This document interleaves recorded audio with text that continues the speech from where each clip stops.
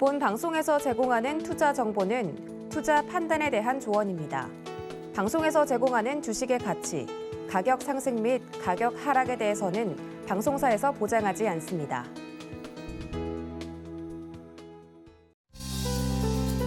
추석 연휴 모두들 잘들 보내셨는지 모르겠습니다. 9월 13일 화요일 오늘장 내일장 출발해 보겠습니다. 저는 진행을 맡은 이혜은이고요. 자, 양시장 모두 외국인이 순매수로 자리를 제대로 잡으면서 상승폭을 계속 키워나가고 있고 코스피는 2.29%, 코스닥은 2.23% 급등하는 모습을 보여준 뒤에 계속해서 빨간불 켜면서 상승세 이어가고 있습니다. 지금 다만 상승폭이 조금은 둔화되는 모습 보이고 있는데 최근 증시 투심이 회복될만 하면 새로운 악재들이 나와주면서 하락세를 보여왔는데요. 연준이 조사한 8월 기대 인플레이션이 이전보다 낮아지고 또 오늘 CPI 지수 역시 피크아웃을 보일 거라고 예상을 하면서 투심이 살아나는 모습 보여지고 있는데요.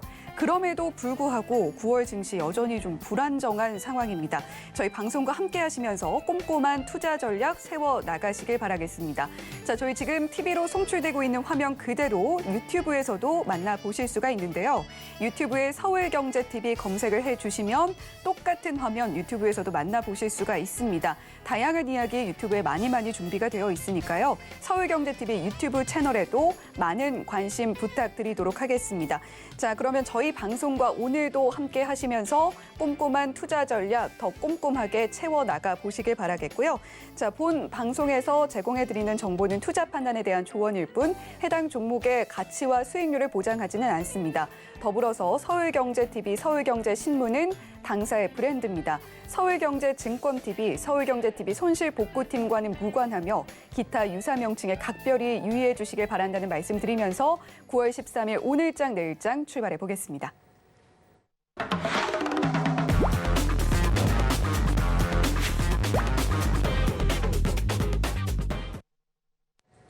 네, 이 시각 보도본부 먼저 출발을 해보도록 하겠습니다. 오늘은 김미현 기자와 함께합니다. 안녕하세요.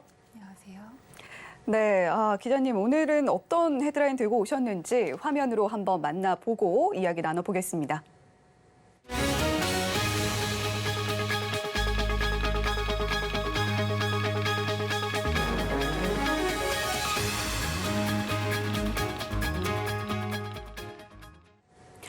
네, 태풍 흰남노 영향으로 기록적인 폭우가 내리면서 포스코 포항제철소가 창사 49년 만에 모든 가동을 중단을 했었죠.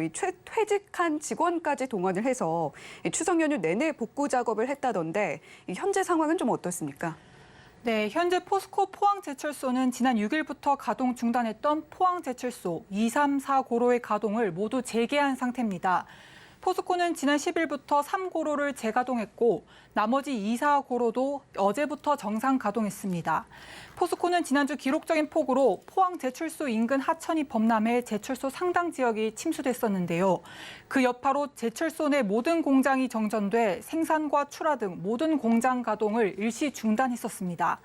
포스코는 추석 연휴 동안 포항, 광양 제철소와 그룹사 등 3만여 명의 인원을 투입해 철야 복구 작업을 진행했고 현재 고로 3개 재가동에 성공했으며 일부 제강, 연주 설비도 생산을 시작했습니다.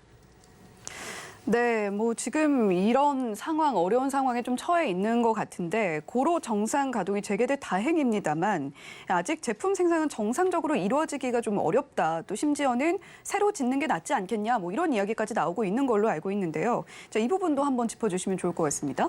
네, 맞습니다. 현재 고로에서 생산된 반제품을 가공하는 아변라인은 아직 배수와 진흙 제거 작업이 진행 중이라 정상 가동 시점을 장담할 수는 없는 상황입니다. 아변라인은 범람한 냉천 인근에 위치해서 침수 피해가 상당히 심각한 상태로 알려졌는데요. 복구 작업에만 상당한 시일이 걸릴 것으로 예상됩니다. 또 아변라인이 복구되지 않아 아직 정확한 피해의 규모 추산도 어려운 상황입니다. 포스코는 포항제철소 일부 반제품은 광양제철소로 넘겨 제품 생산에 나선다는 계획이었는데요. 이렇게 슬래브 등 반제품은 생산하더라도 열연과 냉연, 전기 강판, 스테인리스 등 완제품은 납품업체가 요구하는 품질 기준에 맞춰 안정적으로 생산하기까지 짧게는 수개월, 길게는 1년 이상 소요될 것이라는 관측이 나오고 있습니다. 따라서 포항제철소의 제품을 이용해온 조선과 자동차, 건설 산업의 타격이 클 수밖에는 없을 것으로 보입니다. 네, 다음 소식도 이어가 보도록 하겠습니다. 현재 천연가스 둘러싼 악재가 좀 겹겹이 쌓이고 있는 모습인데요. 자, 이에 따라서 에너지 소비가 급증하는 겨울이 되면 가스 대란이 오는 것 아니냐, 이런 이야기까지 나오고 있습니다. 자, 우선 가스 가격 한번 짚어주시면 좋을 것 같아요. 네, 가스 가격은 나날이 고공행진하는 중입니다. 오늘 투자정보업체 인베스팅닷컴에 따르면 동북아 지역의 액화 천연가스 LNG 가격 지표인 선물 가격은 지난달 말 100만 BTU당 53.950달러로 1년 전보다 196% 급증했습니다. 이는 러시아가 유럽의 자국 제재에 맞서 유럽 국가들에 대한 가스 공급을 대폭 감축시킨 영향이 큰데요. 이에 유럽 각 나라들도 겨울철 가스 확보 경쟁에 나서면서 아시아의 시장의 가스 가격에도 영향을 미치고 있습니다. 또 한국의 최대 가스 수입국인 호주도 내년도 가스 공급량이 부족해질 것으로 보고 선제적으로 LNG 수출 제한을 검토하는 것으로 알려졌습니다. 만약 실제로 수출이 제한될 경우 유럽과 아시아 태평양 국가 간의 LNG 물량 확보 경쟁은 더 치열해질 것으로 보이는데요. 이렇게 각국이 에너지 확보 경쟁을 이어가면서 우리나라도 수입 가스 가격에 부담이 오고 결국 가스 대란이 오는 것 아니냐는 위기감이 높아지고 있습니다. 네, 전 세계적으로 좀 에너지 대란에 대한 위기감 점점 고조되고 있는 분위기입니다. 가스 가격이 상승을 하게 되면 결국 국내 도시가스 요금 인상으로 이어질 수밖에 없는 수순을 밟게 될 건데요.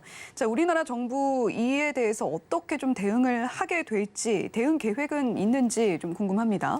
네, 산업부는 러시아가 우크라이나를 침공한 지난 3월부터 조기의 동절기 대비 비상체제를 가동하고 있고 물량 조기 확보에 나선 만큼 올 겨울철 가스 대란은 없을 것으로 보고 있습니다.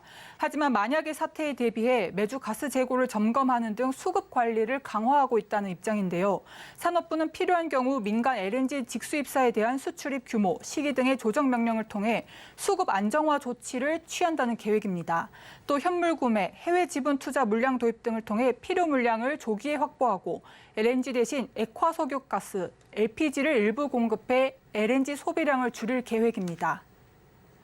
일단 국내의 경우에는 가스 대란은 없을 것이다라고 하니까 일단은 안심이기는 합니다.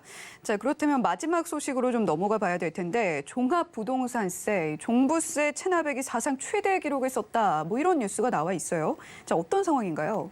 네, 오늘 국민의힘 김상훈 의원이 기획재정부와 국세청으로부터 제출받은 종부세 납부 현황에 따르면요. 지난해 종부세 체납액은 총 5,628억 원입니다. 이는 2020년에 2배를 넘는 것으로 집계됐습니다. 구체적인 항목을 보면 체납자 1인당 평균 체납액은 지난해 570만 원으로 2020년 320만 원보다 78.1% 증가했습니다. 종부세 체납 건수 역시 매년 늘고 있습니다. 지난 2017년의 경우 체납 건수가 약 6만 4천 건 수준이었는데요. 이후 한 해도 거르지 않고 매년 증가해 지난해는 10만 건에 육박했습니다. 네, 한 해 만에 체납액이 100% 이상 늘어났다. 이 부분은 조금 특이하게 느껴지는데 지역별로는 현황이 어떻습니까? 네, 서울과 경기 등의 수도권보다 상대적으로 지방에서 종부세 체납액이 급증했습니다. 지역별 종부세 체납액은 지난해 대전청이 377억 원을 기록하며 전년 대비 3배 늘어나 7개 지방국세청 가운데 증가폭이 가장 컸습니다. 이어 인천청, 광주청, 대구청, 부산청, 중부청, 서울청이 뒤를 이었습니다. 이렇게 나백과 체납 건수가 증가한 건 지난해 부동산 가격 상승에 따른 공시가격 상승 등으로 종부세 대상이 늘어난 것이 영향을 미쳤는데요. 지난해 종부세 대상은 66만 7천 명에서 94만 7천 명으로 증가한 바 있습니다. 같은 기관 부가세수는 1조 8천억 원에서 5조 7천억 원으로 대폭 증가했고요. 이 기간 1인당 평균 세액 역시 269만 원에서 600여만 원으로 높아졌습니다. 네, 오늘 이시각 보도본부는 여기까지 듣도록 하겠습니다. 지금까지 이시각 보도본부 김미현 기자였습니다. 고생하셨습니다. 네, 이번에는 이시각 증시 시황 브리핑을 해드리고 오늘 포털 검색어 상위 종목 그리고 서울경제TV 특징주를 소개해드리는 이시각 시황 브리핑 시간입니다. 김혜연 캐스터 준비되어 있습니다. 안녕하십니까. 캐스터 김혜연입니다. 연휴 기간 동안 글로벌 주요 증시가 긍정적인 모습을 보였습니다. 미증시는 페드 위원들의 매파적인 발언에도 이 달러화가 약세를 보였죠. 또 CPI 지수 발표를 앞두고 기대 인플레이션이 크게 하향 조정이 된 것도 시장에는 긍정적인 영향을 줬다라는 풀이가 나오고 있습니다. 다만 오늘 밤 CPI 지수 발표를 앞두고 있다 보니까 오후장의 추가적인 상승은 다소 제한적일 수 있다라는 분석도 나오고 있습니다. 그럼 자세한 이 시각 지수 상황 살펴보겠습니다. 오늘 코스피 지수가 상승 출발 이후에는 그 탄력을 계속해서 확대해주고 있습니다. 현재 2.56% 오른 2,445포인트대에서 거래가 되고 있습니다. 오늘 코스피 시장에서는 해운주들, 반도체 관련주들도 강한 모습이고요. 운수창고 관련주들도 오름세를 기록해주고 있습니다. 이어서 코스닥 지수도 확인해 보시죠. 네, 마찬가지로 오늘장 견조한 상승을 보여주고 있습니다. 2.31% 오른 795포인트대에서 현재 거래가 되고 있고요. 여행주들, 2차 전지 관련주들, 그리고 게임주들까지도 오름세 보여주고 있습니다. 이어서 수급도 확인해 보시죠. 외국인들이 장중에 매수 전환을 하게 되면서 10거래일 만에 외국인과 기관의 양매수가 들어와 주고 있습니다. 매수폭도 장중에 계속해서 확대해주고 있는데요. 기관은 현재 5,838억 원, 외국인은 3,124억 원 매수해주고 있습니다. 이어서 코스닥의 수급도 확인해 보시죠.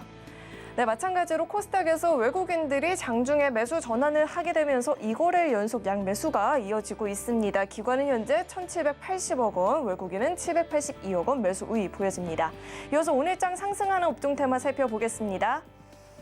여행주들이 강한 모습 보여지고 있습니다. 최근에 일본을 비롯해서 국내도 입국 전 코로나19 검사 의무를 폐지하겠다라는 소식이 전해지면서 강한 모습이 보여졌었죠. 여기에 힘을 보태줄 만한 뉴스가 추가로 나왔는데요. 일본 정부가 외국인 관광객에 대한 비자 면제를 검토한다라는 소식이 전해지고 있습니다. 현재 일일 5만 명인 이 입국자 수 상한제에 대한 철폐를 검토하겠다라고 하는데요. 여기에 더불어서 개인 여행 허용도 검토하고 있다라고 합니다. 이 같은 방침에 여행주들이 여행 수요 회복에 대한 기대감의 상승세를 보여주고 있습니다. 하나투어가 현재 5%가 넘는 오름세를 보이고 있고요. 모두투어도 4.56%, 레드캣 투어도 5.29%의 강세를 보이고 있습니다. 이어서 오늘장 하락하는 업종 테마 살펴보겠습니다. 방산주들이 오늘 쉬어가는 모습입니다. 고환율 공포로 국내 증시가 흔들릴 때에도 이 방산주는 강한 모습을 보였었죠.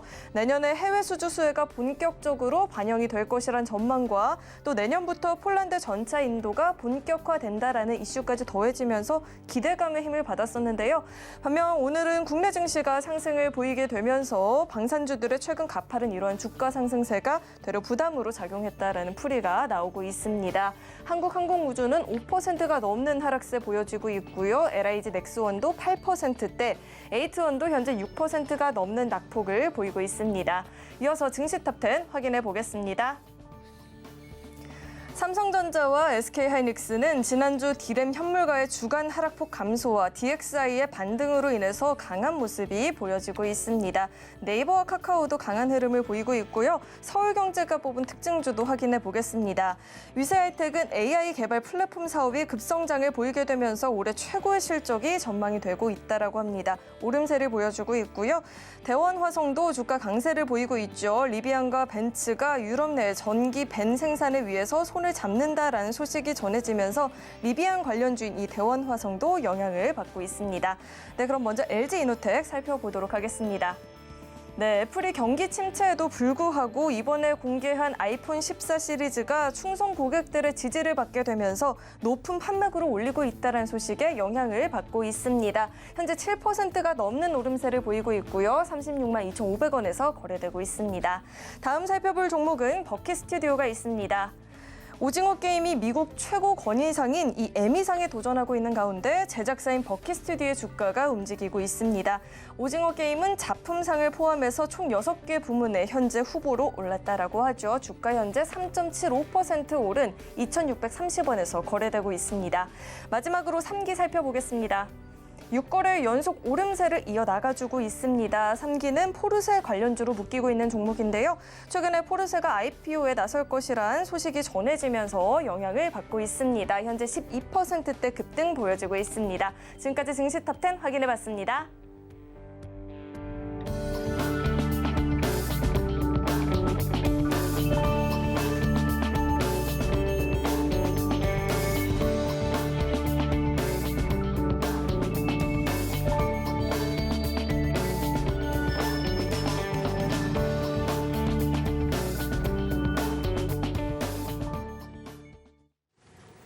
네, 증시 탑10 김혜연 캐스터와 함께 짚어봤고요. 자, 이 시각 외국인과 기관은 어떤 수급 상황 가져가고 있을까요? 수급 포착 시간입니다. 자, 앞서 확인한 현재 수급 상황 객장 연결해서 자세한 이야기 나눠보도록 하겠습니다. 다올투자증권 영업부 이성웅 차장 연결돼 있습니다. 자, 차장님 안녕하세요. 네, 안녕하십니까? 네, 지금 수급 상황 보고 왔는데요. 종목별 흐름은 좀 어떻습니까? 네, 종목별로 본다고 한다면 외국인과 기관의 수급의 매수세가 좀 겹치는 종목들이 오늘은 좀 많은 편이라고 좀 볼 수 있겠고요. 우선 지금 외국인들이 코스피 매수 2위가 바로 이제 LG 이노텍입니다. 우선 아시겠지만 아이폰 14번째 시리즈가 공개되면서 이 관련주들의 상승세가 좀 크게 좀 좋아지는 현재 모습 보여주고 있고요. 기관 코스닥 2위의 BH를 본다고 하더라도 이 애플 아이폰 관련주에 대한 상승세가 심상치 않게 지난주부터 계속 나와주고 있다고 볼 수 있겠고, 이 아이폰 14번째 시리즈는 경기 침체 우려에도 불구하고 이 애플 쪽에서의 총성 고객의 지지가 다시 한번 확인된 그런 상황이라고 볼 수 있겠고요. LG 이노텍 같은 경우에는 이제 아이폰 쪽에서의 이 광학 솔루션에 대한 카메라 모듈의 매출의 좀 증가가 좀 계속 기대가 되는 현재 상황이다라고 좀 말씀을 드릴 수 있겠습니다. 그렇게 된다고 한다면은 LG 이노텍 또 BH 또 이제 제가 관심주로 소개해드릴 이노스 첨단 소재 같은 경우에도 또 이번 주 초에 좀 주가 흐름은 이번 주 후반 다음 주까지도 계속 나올 가능성이 크다라고 좀 생각이 되고 있고요. 이 아이폰 14번째 시리즈의 어떤 판매에 대한 부분이 판매에 대한 이 속보가 계속 나올 텐데 그거에 대한 변동성도 나올 가능성이 크지 않을까 이렇게 보여지고요. 두 번째는 삼성전자 또 이제 SK하이닉스 그리고 오늘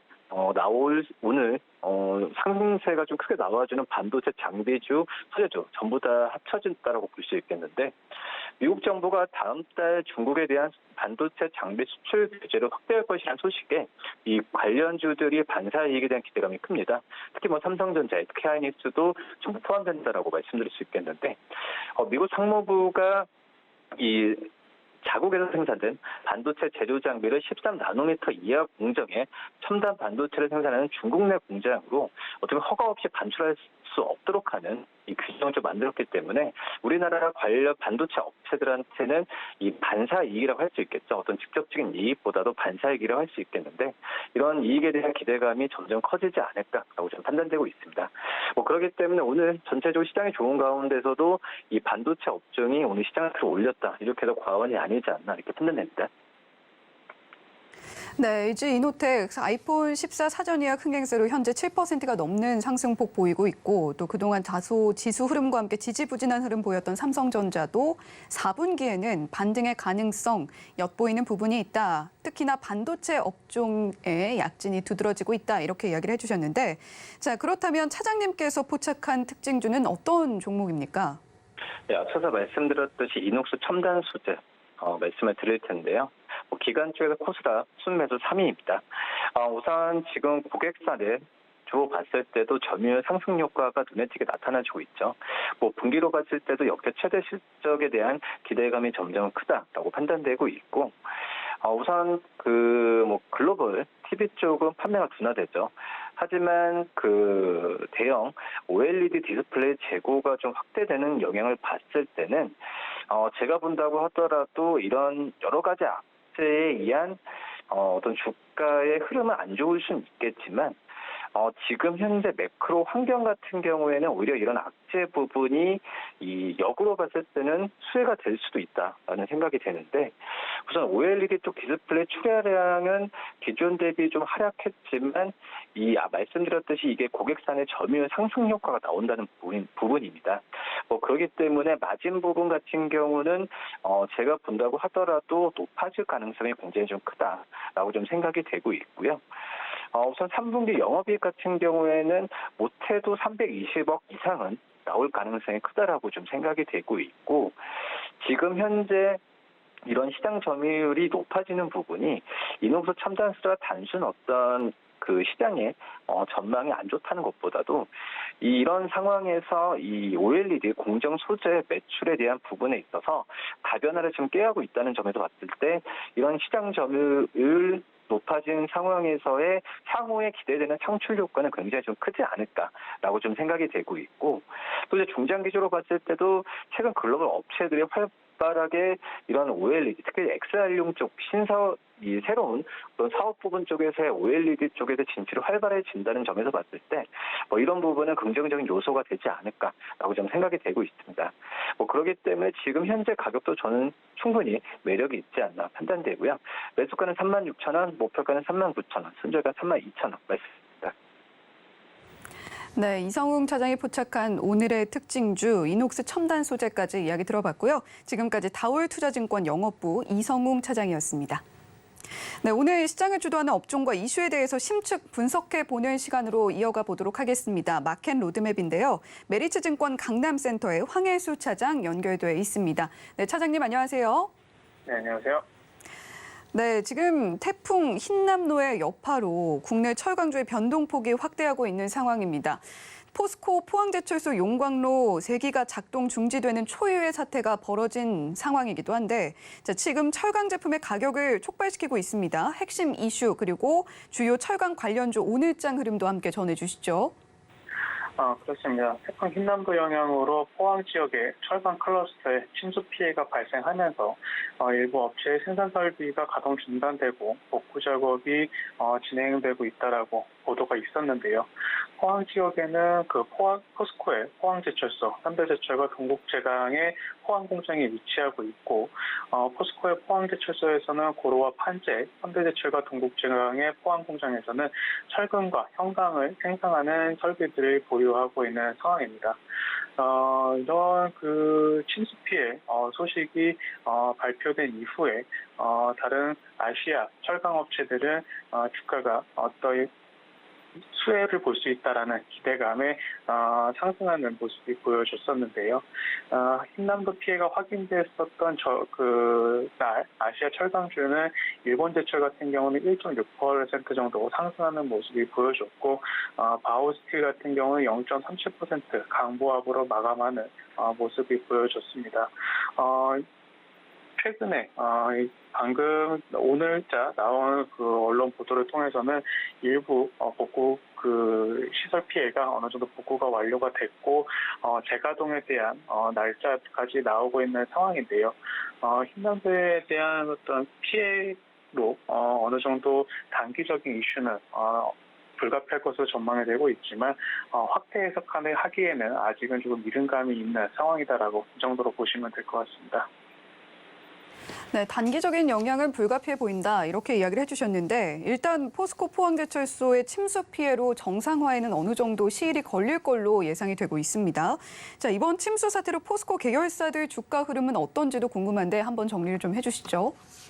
당일 이 관련돼서 포항 지역의 클러스터가 침수 피해를 입었다는 소식이 전해졌을 때 국내 포스코홀딩스를 포함해서 일부 업체들은 하락하는 모습을 보여줬었는데요.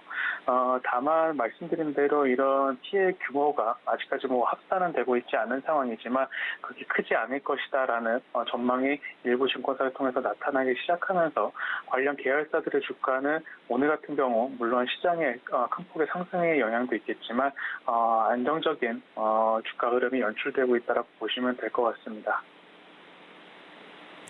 네, 이렇게 또 포스코 포항제철소 관련해서 포스코 계열사들 주가 흐름까지 짚어주셨는데 이제 실적 악화가 우려됐던 포스코입니다. 그런데 고로 중단이라는 대형 악재까지 터지면서 증권가에서는 비관적인 전망을 내놓고 있는 상황인데요.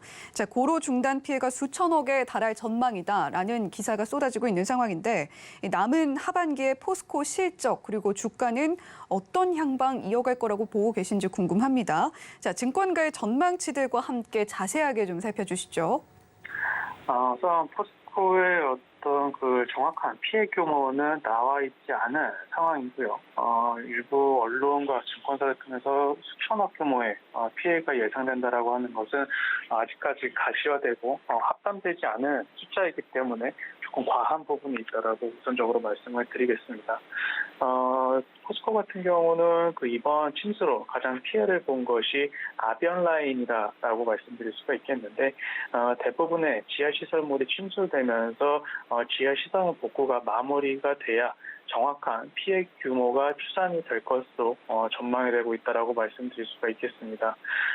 포스코 같은 경우는 이번 침수에 대한 침수로 인해서 물론 3분기 실적이 어느 정도 조금 악영향을 볼 것으로 전망이 되고 있는 상황인데요. 하지만 포스코 같은 경우는 어떤 철강 업황에 조금 더 민감한 주가가 반응할 것으로 전망된다라고 보시면 될 것 같습니다.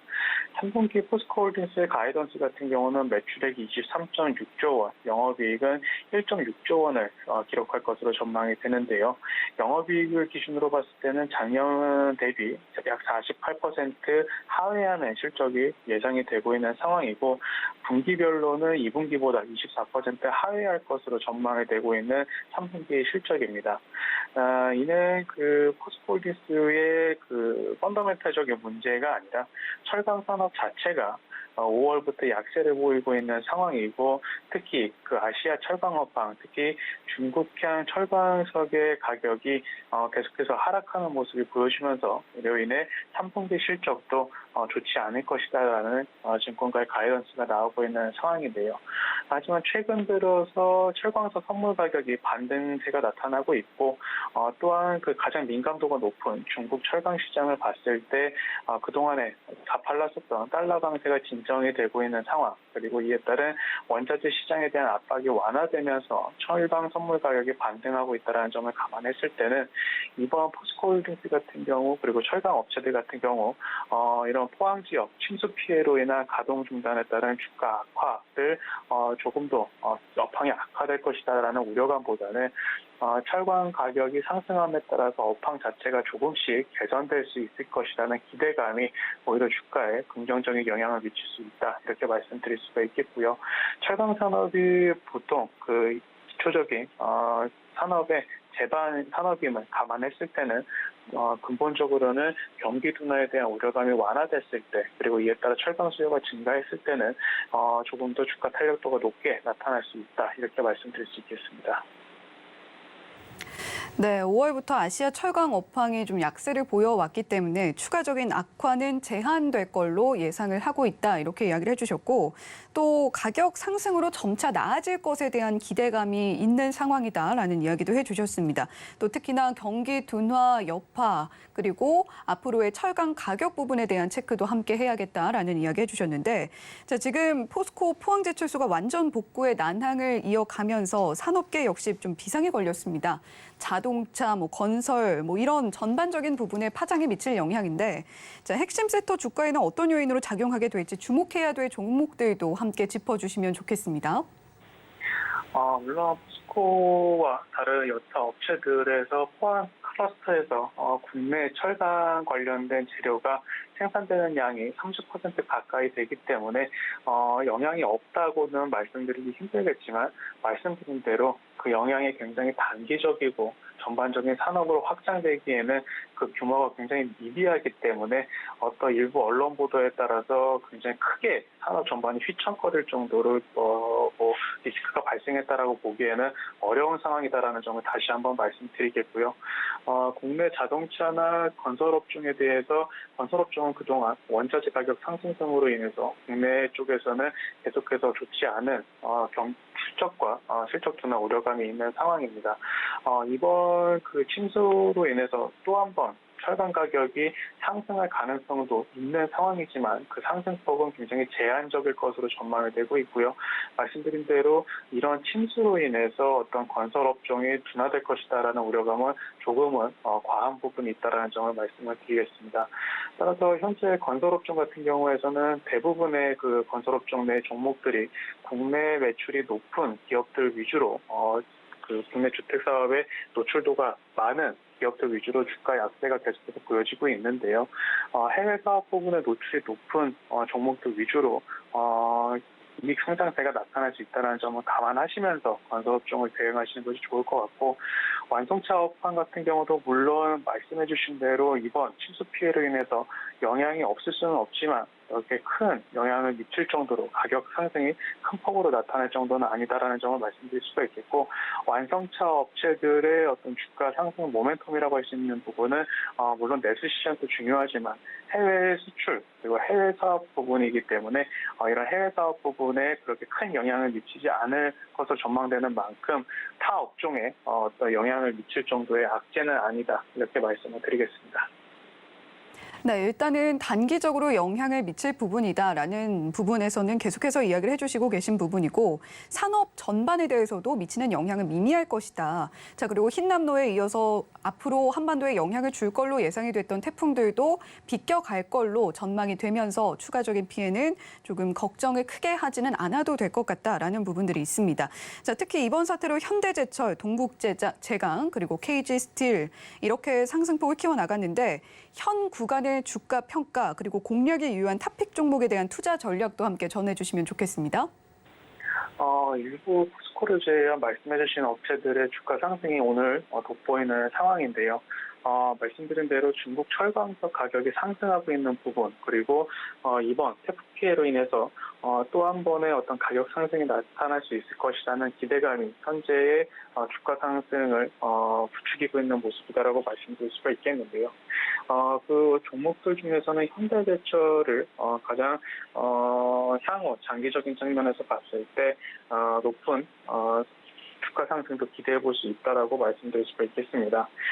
현대제철 같은 경우는 2분기 시장의 컨센서스를 상회하는 실적을 발표한 이후에 주가가 꾸준하게 약세를 보여줘 왔었는데요. 이는 말씀드린 대로 철강 산업 자체가 5월 달부터 계속해서 철강석 가격이 하향을 하고 있는 상황에서 인플레이션에 대한 우려감, 그리고 경기 둔화에 대한 우려감으로 산업 전반에 침체될 것이다라는 그러한 불확실성이 현 주가에 계속해서 반영이 되어 왔기 때문이다라고 말씀드릴 수가 있겠습니다. 철강 업황 자체에 대한 우려감, 그리고 실적 성장이 둔화될 것이다라는 점이 주가에 어느 정도 다 반영이 되어 있는 상황에서 이번 강달러 사태가 어느 정도 조금 완화 국면에 접어들면서 중국 철강성 가격이 상승하는 모습, 이에 따라서 철강 업황이 이제는 추가적인 악화보다는 어느 정도 바닥을 잡아가고 있다라는 시그널이 시장에 전해졌다라고 보시면 될 것 같은데요. 이에 따라서 포스코보다는 조금 시총이 가벼운 종목들 위주로 높은 상승세가 연출되고 있는 모습이다라고 보실 수가 있겠습니다. 같은 맥락으로도 현대제철이 오늘 주가 상승이 나타나고 있다, 이 정도로 보시면 될 것 같고요.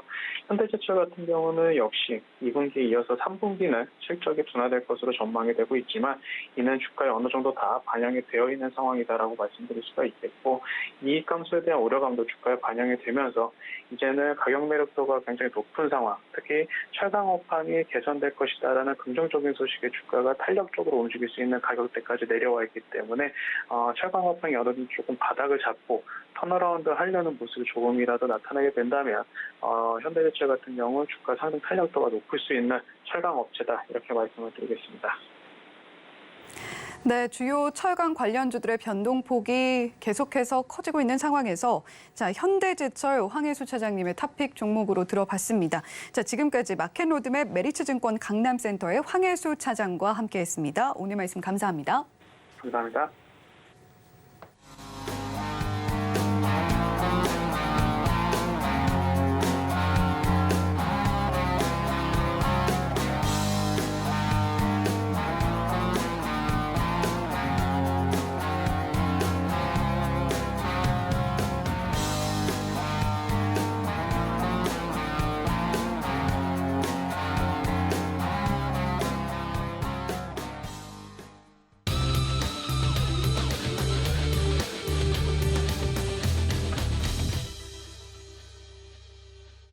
네, 마켓 리더들과 함께 시장의 핵심 이슈 짚어보는 이슈 칼럼 시간입니다. 오늘은 SPM의 김형진 대표와 함께합니다. 대표님 안녕하세요. 안녕하십니까.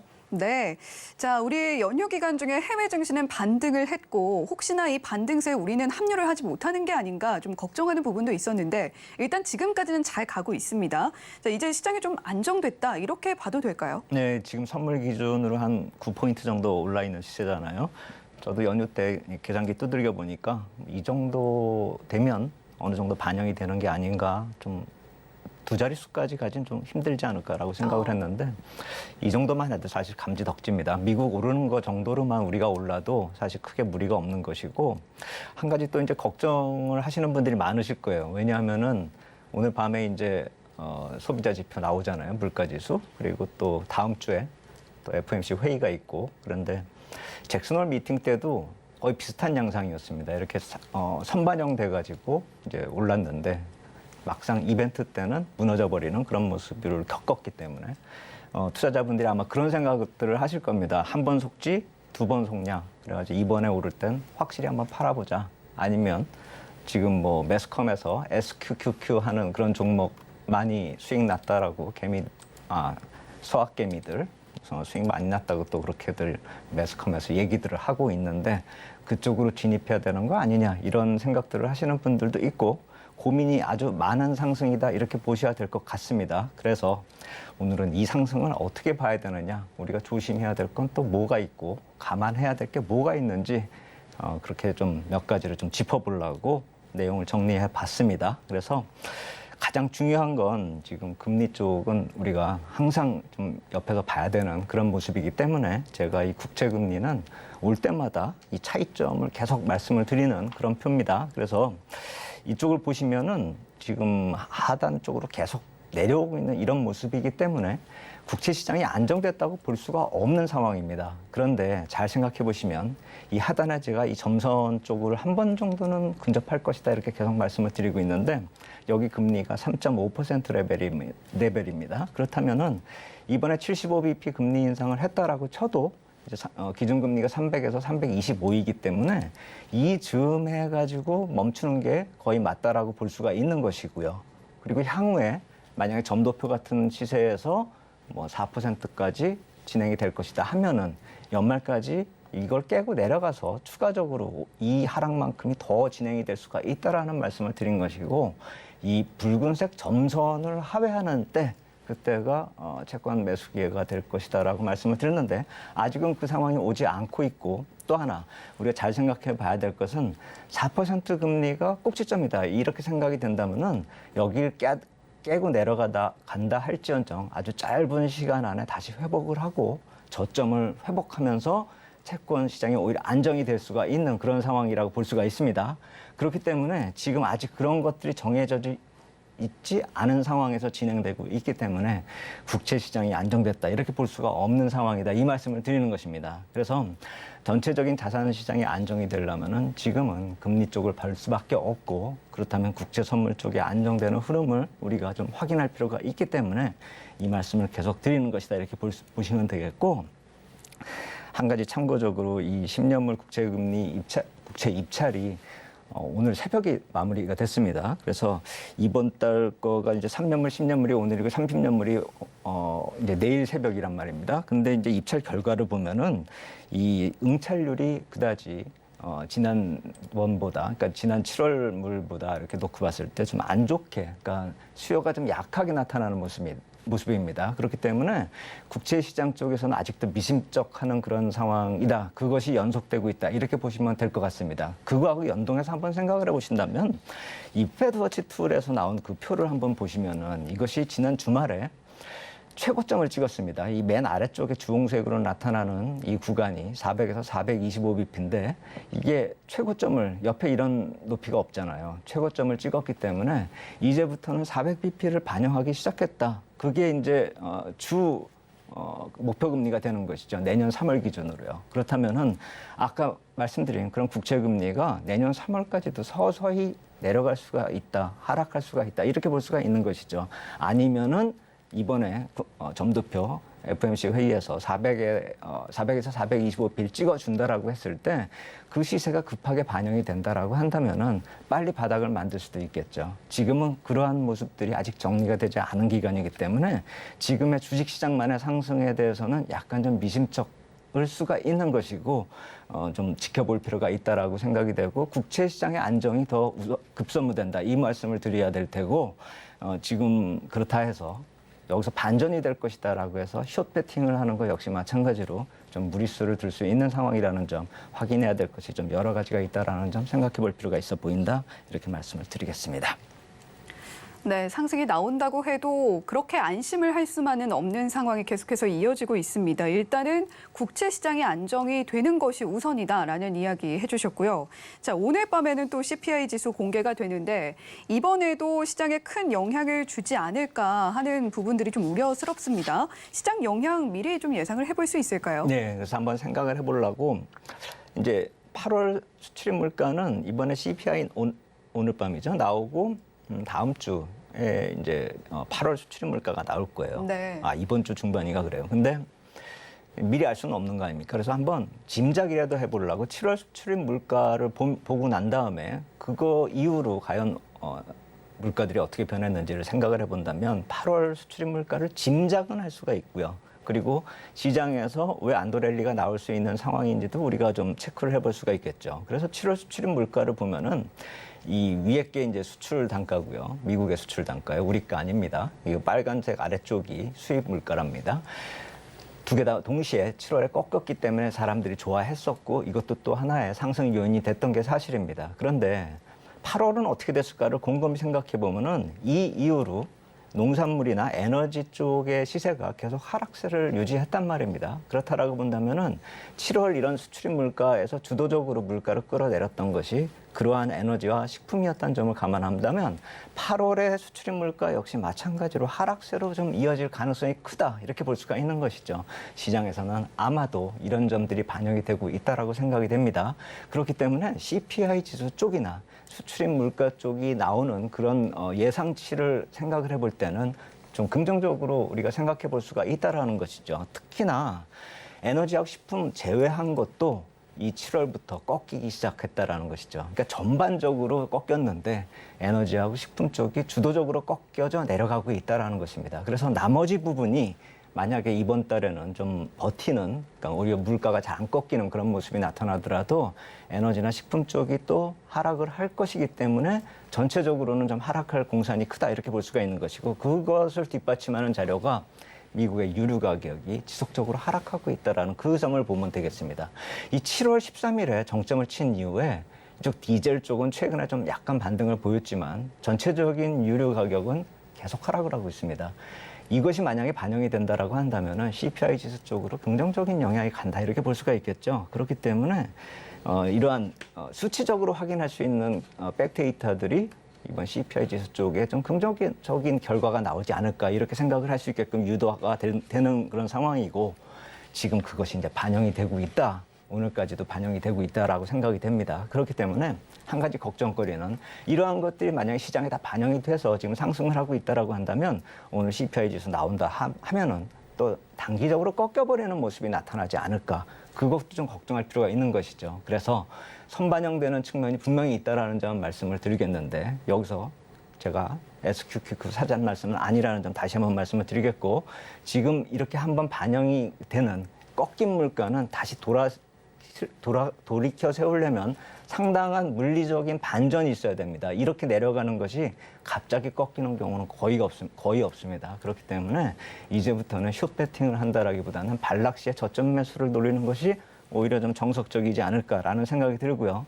또 하나 근거가 될 수 있는 그런 자료를 본다면 베이지북 자료가 최근에 지난 주말에 나왔죠. 그래서 그 내용을 미국 전체적인 지역마다 그걸 다 찾아볼 수는 없기 때문에 그것을 이제 공개하기 시작했었던 그런 지표들을 그런 디스트릭트의 그 내용들을 좀 살펴보면은 세인트루이스 패드가 좀 잘 정리해가지고 좀 공개를 했는데 거기서 어떻게 경제 동향을 표현했냐면 고물가가 지속 중이지만 완화되는 부분도 있다 이렇게 얘기를 하고 또 영어로 보면은 이 price have increased 하고 뭐라고 가운데 형용사가 붙어 있냐면 moderately 이렇게 돼 있습니다. 결국 뭘 말하냐면은 점차 물가 상승이 완화되고 있다. 이걸 뜻하다 이것이죠. 그리고 분야별로 놓고 봐도 보석, 자동차, 의료 이쪽에서는 좀 많이 상승을 했지만 절반 정도의 분야만 계속 상승 추세가 이어지고 있고 특히나 가구 분야 같은 경우는 이제 가격 하락이 예상이 된다라는 겁니다. 이번에 물가 상승 맨 처음 초기에 주도적으로 올랐던 게 가구, 부동산 관련한 그쪽이었습니다.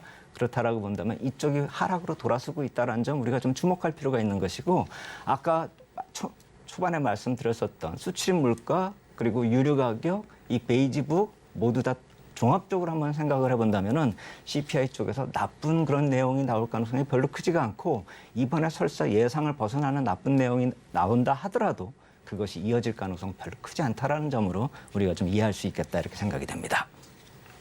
네, 에너지와 식품 가격이 보통은 CPI를 좀 견인하는 역할을 했었는데 그 부분이 일단 꺾인 점이 앞으로의 CPI 지수 점차적으로 좀 나아질 것이다라는 부분을 예측하게 한다라고 이야기를 해주셨습니다. 자, 물가 지표가 중요시되는 건 통화 정책이 어떻게 되느냐에 대한 관심일 테고 결국에는 다음 주에 열릴 FOMC 회의로 관심이 쏠리고 있는 것 같습니다. 자, 연준 쪽 스탠스 그동안 매파 성격이 좀 강하게 나타났던 모습에서 지금은 좀 소강 상태로 들어선 것 같은데 어떻게 보세요? 예, 그래서 우리가 이제 연준에서 어떤 그런 직접적인 코멘트를 이제 파악하는 것도 우리가 패드워처들이 이렇게 뭐 이제 그걸 그대로 해석을 해가지고 반영을 시키는 경우가 있는데 네. 저 같은 경우는 이제 그것이 과연 왜 그런 얘기를 했을까를 한번 생각을 해보자라는 것이거든요. 그래서 오늘 좀 최근에 나온 자료 보면은 재정 적자 축소하고 인플레이션 관련된 얘기를 하기 시작했습니다. 재정 적자가 축소가 되면 인플레이션이 완화된다. 이거 주요 골자입니다. 그리고 그들이 또 얘기한 것 중에 가장 중요한 것은 인플레이션의 폭발이 나타나고 있는데 그것은 양날의 검이다. 하나는 기존 재정 부채의 규모를 전체적으로 상대적으로 약하게 만드는, 적게 만드는 그런 효과가 있고 또 하나는 소비자들, 납세자들이 이제 이 인플레이션에 대한 부담을 얻을 수밖에 없기 때문에 양 두 개의 두 개의 장단점을 비교해 보면 양날의 검이다 이렇게 얘기를 하는 것이죠. 그래서 제가 말씀드리고자 하는 것은 이러한 직접적인 표현이 중요하다는 게 아니라 이들이 왜 이 얘기를 했을까 이걸 보자라는 것입니다. 여기서 보면은 재정 적자 축소, 과거 1950년대 이렇게 타원을 쳐가지고 그들이 강조를 하고 있는데 이 재정 적자가 축소된 것이 파란 선이거든요. 그리고 여기 이 녹색, 갈색으로 나타난 것이 인플레이션입니다. 인플레이션을 선행해서 재정 축소가 나타났다라는 것을 뜻하는 것이고 최근에 이 표에서는 지금 올해 재정 적자 축소가 반영되지 않은 그 표를 지금 여기다 넣어놓은 상태입니다. 그래서 제가 8월에 재정 적자 축소가 어떻게 나타났는지를 말씀드린 그 표를 여기다 연결시킨다면 이건 거꾸로 보는 겁니다. 재정 적자가 올라가면 주는 겁니다. 여기서 보면은 아까 꺾이다가 만 그런 표시를 했었는데 확실하게 지금 줄어들고 있는 그런 모습이거든요. 그렇다면 아까 표하고 연결시킨다면 이러한 재정 축소가 나타난다면 인플레이션은 곧 꺾일 것이다. 이 얘기를 하는 것입니다. 직접적인 표현보다는 이들이 간접적으로 표현하는 걸 본다면은 여기서 또 한 가지 추가적으로 말씀을 드려야 될 것이 시장이 페드의 인플레이션을 신속하게 정책적으로 감소하게 만든다는 점을 신뢰한다면 결국 이거는 기대 인플레이션을 뜻한다 볼 수가 있는 것이거든요.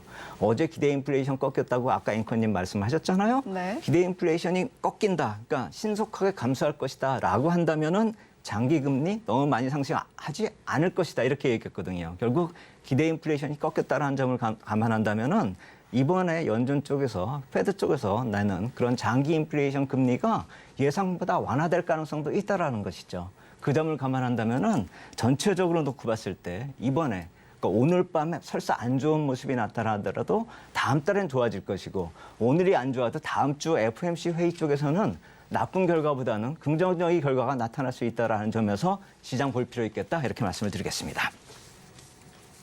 네, 지금까지 에스핀 김형진 대표와 함께 이야기 나눠봤습니다. 좋은 말씀 감사합니다. 감사합니다. 본 방송에서 제공해드리는 정보는 투자 판단에 대한 조언일 뿐 해당 종목의 가치와 수익률을 보장하지는 않습니다. 서울경제TV, 서울경제신문은 당사의 브랜드입니다. 서울경제증권TV, 서울경제TV 손실복구팀과는 무관하며 기타 유사 명칭에 각별히 유의해 주시길 바란다는 말씀드리면서 여기서 인사드리도록 하겠습니다. 시청해주신 여러분 고맙습니다.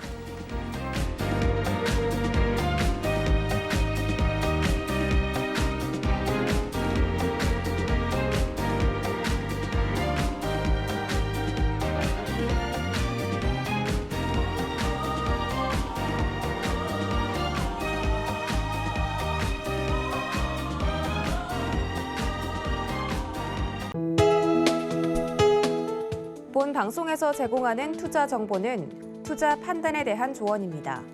방송에서 제공하는 주식의 가치, 가격 상승 및 가격 하락에 대해서는 방송사에서 보장하지 않습니다.